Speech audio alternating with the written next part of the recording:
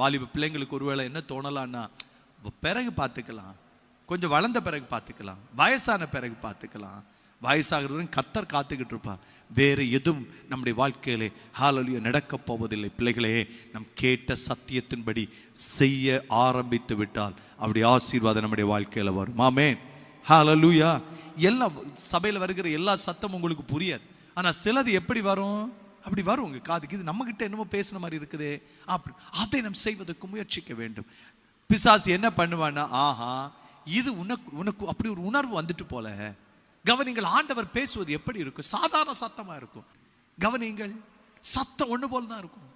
ஆனால் அந்த சத்தம் நம்ம எப்படி என்னமோ நம்முடைய தூக்கத்தை கலைக்கும், எழும்ப தோணும், விசாரிக்க தோன்றும். அது ஏதோ ஒரு கலக்கத்தை நமக்குள்ள கொண்டு வரும்.